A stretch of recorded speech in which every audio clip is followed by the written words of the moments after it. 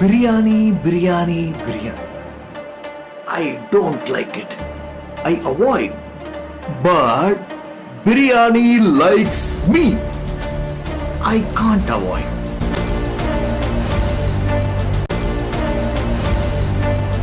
அந்த தம்பி எந்த வேலையா இருந்தாலும் அப்படியே விட்டுட்டு ஏன் பிரியாணி சாப்பிட வந்துருவார்ல, அப்படி ஒரு பார்த்தோம். அண்ணனுடைய பிரியாணிக்கு என் நாக்கு அடிமை. தம்பி அண்ணன் அதை பெருமையா சொல்லுவேன். அஸ்ஸலாமு அலைக்கும் friends, welcome to simply south சமையல். இன்னைக்கு நாம வீடியோவில் பார்க்க போகிற ரெசிபி மட்டன் பசவு தம் பிரியாணி. ஸோ இதுக்கு நான் நெய் 1/2 கப்பு, கடலெண்ணெய் 1/4 கப்பு, பட்டை 3 பீஸ் அதை உடச்சி போட்டிருக்கிறேன், கிராம்பு 8 போட்டிருக்கிறேன், ஏலக்காய் 7 போட்டிருக்கேன். ஸோ இது நல்லா சூடான எண்ணெயில் போடுறப்போ நல்லா பொரிஞ்சு வரும். இதில் மெலிசாக கட் பண்ண 3 வெங்காயம், மீடியம் சைஸ் வெங்காயம் ஆட் பண்ணிக்கலாம். வெங்காயம் நல்லா கோல்டன் ப்ரௌன் அளவு வதங்கணும்.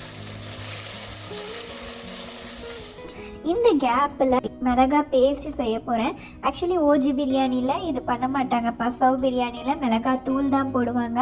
நான் மிளகாய் அரைச்சி போட்டிருக்கிறேன். ஸோ அதுக்கு நான் காஞ்ச மிளகாவும் காஷ்மீரி சில்லியும் கலருக்காக ஆட் பண்ணி அதை 30 நிமிஷம் சுடுதண்ணியில் ஊற வச்சு நல்லா பேஸ்ட்டாக அரைச்சிக்கலாம். இப்போ வெங்காயம் நல்லா கோல்டன் ப்ரௌன் கலர் வதங்கிருச்சு. ஸோ இது கூட பூண்டு பேஸ்ட்டு ஒரு 3 டீஸ்பூன் ஆட் பண்ணியிருக்கிறேன். இதையும் நல்லா பச்சை வாசனை போகிற வரைக்கும் வதக்கிக்கலாம்.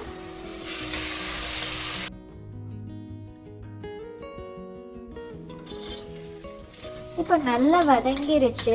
ஸோ இதில் நம்ம இஞ்சி பேஸ்ட் ஆட் பண்ணிக்கலாம். இதுவும் 3 டீஸ்பூன் எடுத்துருக்கிறேன்.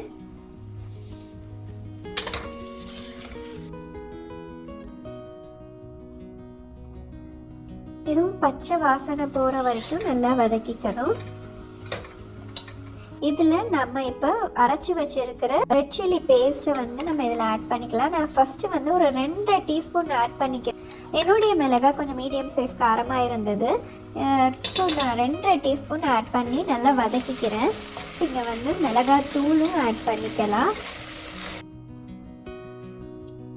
ஸோ நம்ம இது காரம் எப்படி இருக்குன்னு பார்த்துட்டு நம்ம ஆட் பண்ணிக்கலாம். ஏன்னா ஃபஸ்ட்டே எல்லா மிளகாவும் அரைச்சதை ஆட் பண்ணிக்கணும், ரொம்ப காரமாக இருக்கும்.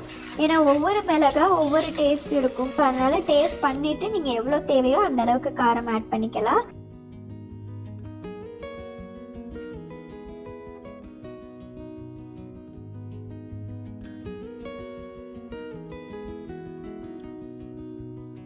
இதில் நான் பொடியாக கட் பண்ண தக்காளி 3 தக்காளி, மீடியம் சைஸ் தக்காளி ஆட் பண்ணியிருக்கிறேன். இதையும் நல்லா வதக்கிக்கலாம். இதில் உப்பு நமக்கு எவ்வளோ தேவையோ அந்த அளவு ஆட் பண்ணிக்கலாம். நம்ம இந்த மசாலாவுக்கு எவ்வளோ தேவையோ அதை தான் ஆட் பண்ணியிருக்கிறேன். பச்சை மிளகா ஒரு 4 ஆட் பண்ணியிருக்கிறேன். ஸோ இதில் பச்சை மிளகா காரமும் இருக்கும், ரெட் சில்லி பேஸ்ட்டோட காரமும் இருக்கும். நல்லா டிஃப்ரெண்ட்டாக சூப்பராக இருக்கும். மட்டன் ஒரு 850 கிராம்ஸ்லேருந்து 1 கிலோகிராம் வரைக்கும் ஆட் பண்ணிக்கலாம். இதில் ஃப்ளேவரே நமக்கு இந்த மட்டன் தான். மட்டன் ஜாஸ்தியாக இருக்கும் பசவு பிரியாணியில். நல்லா எலசான மட்டனாக இருக்கணும். நல்லா வதக்கிக்கலாம். இதில் 3 டேபிள் ஸ்பூன் கெட்டியான தயிர் அதை ஆட் பண்ணியிருக்கிறேன். இதுவும் நல்லா வதக்கிக்கலாம்.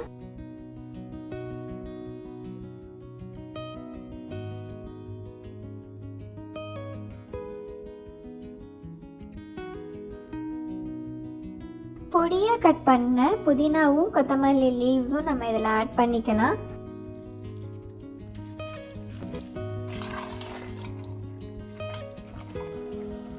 எனக்கு காரம் கொஞ்சம் கம்மியாக இருந்த மாதிரி இருந்தது, அதனால் நான் இன்னும் கொஞ்சம் என்னோடய காரத்துக்கு ஏற்றாப்புல நான் ஆட் பண்ணியிருக்கிறேன் சில்லி பேஸ்ட்டு. ஸோ நீங்களும் உங்களுடைய மிளகாய் டேஸ்ட்டுக்கு தகுந்தாப்புல வேணும்னா ஆட் பண்ணிக்கோங்க. சரி, கொஞ்சம் நேரம் மூடி வைக்கலாம். எண்ணெய்லாம் பிரிஞ்சு வந்துருச்சு. ஸோ இதில் 1 கப்பு சுடுதண்ணி ஆட் பண்ணிக்கலாம்.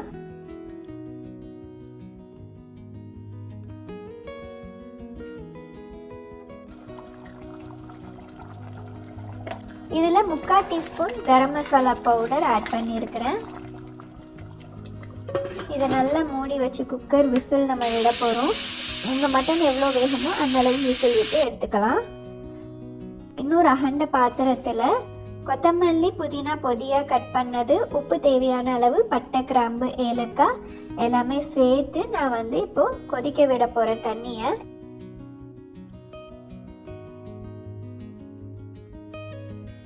இது கொஞ்ச நேரம் மூடி வைக்கலாம்.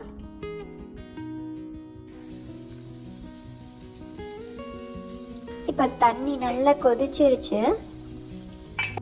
ஸோ இதில் நான் ஏற்கனவே ஜீரக சம்பா ரைஸ் வந்து 15 to 20 மினிட்ஸ் அரிசி ஊற வச்சுருக்கிறேன். அதை நம்ம ஆட் பண்ணிக்கலாம். நான் 3 கப்பு ஜீரக சம்பா ரைஸ் எடுத்திருக்கிறேன். நான் யூஸ் பண்ணியிருக்கிறது இந்தியா கேட் ஜீரக சம்பா ரைஸ். இது வந்து ஒரு 50% குக் ஆனால் போதும். மிச்சம் 50% வந்து நம்ம மசாலாவோட குக் பண்ண போகிறோம். ஸோ இப்போ 50% குக் ஆகிடுச்சு. இது நல்லா வடிகட்டி ரைஸை தனியாக எடுத்துக்கலாம். மட்டன் நல்லா வெந்து நெய் எண்ணெயெல்லாம் மேலே பிரிஞ்சு வந்துருச்சு.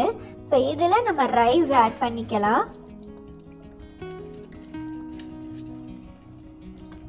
ஸோ இப்போ நம்ம முக்கால் ரைஸ் நம்ம ஆட் பண்ணிக்கலாம் மசாலாவில்.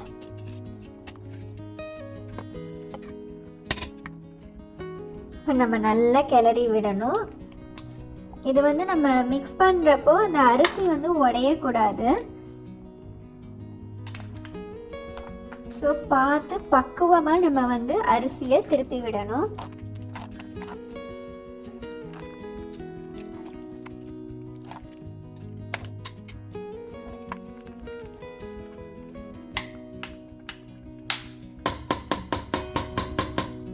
இப்போ நம்ம மிச்சம் இருக்கிற 25% ரைஸையும் இதில் ஆட் பண்ணிக்கலாம்.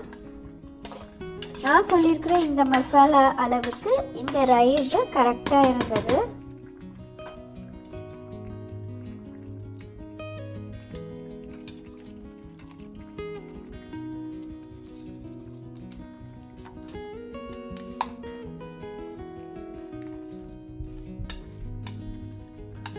நம்ம கீழே வரைக்கும் கிளறாம மேலே இருக்கிற அந்த மசாலாவோட மட்டும் ரைஸ் வந்து நம்ம கிளறணும்.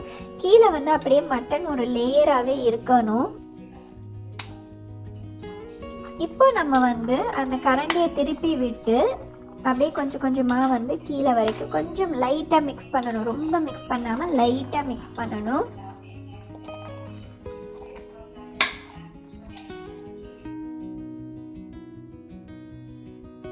மேலே ஒரு டேபிள் ஸ்பூன் அப்படியே நெய் விடலாம். புதினா இலையை வந்து நான் பொடியாக நறுக்கினதை மேலே தூவி விட்டுட்டு மூடி வச்சிடலாம் தம்முக்கு. நான் குக்கரில் தம் விட்டுருக்கிறேன். ஸோ சிம்லையும் ரொம்ப கம்மியான ஃப்ளேமில் தம் விட்டுருக்கிறேன். நீங்கள் சட்டியில் பண்ணுறீங்கன்னா நல்லா க்ளோஸ் பண்ணி மேலே வெயிட்டோ வச்சிங்கன்னா நல்லா தம் ஆகிடும். குக்கரில் நீங்கள் வந்து தம்முக்கு விடுறீங்க அப்படின்னா ஃப்ளேம் வந்து ரொம்ப மெதுவாக வச்சு மேலே வந்து நல்லா டைட்டாக லிடை க்ளோஸ் பண்ணி விசிலையும் போட்டுடுங்க. இதில் விசில் வராது, ஆனால் வந்து நல்லா ஃபுல்லாக தம் ஆகிடும். நல்லா திருப்பி விடணும் அரிசியை பதமாக.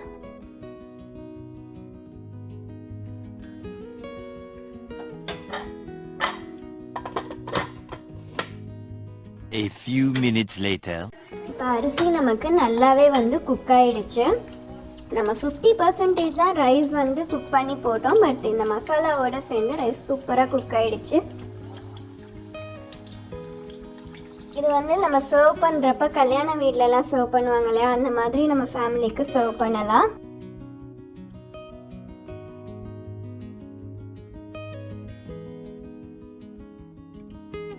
நான் வந்து மாப்பழா வாழை ஸ்வீட்டு அந்த மாதிரி சர்வ் பண்ணணும்னு நினச்சேன். பட் வாழைப்பழம் நாங்கள் எங்கள் வீட்டில் சாப்பிட மாட்டோம். ஸோ அதனால் மாம்பழம், பலாப்பழம், sweet, chicken 65, egg fry, onion raita, நல்லா சுட சுட பிரியாணி மத்தியானம் வேலையில் பசியோடு செஞ்சு சாப்பிட்டா சூப்பராக இருக்கும்.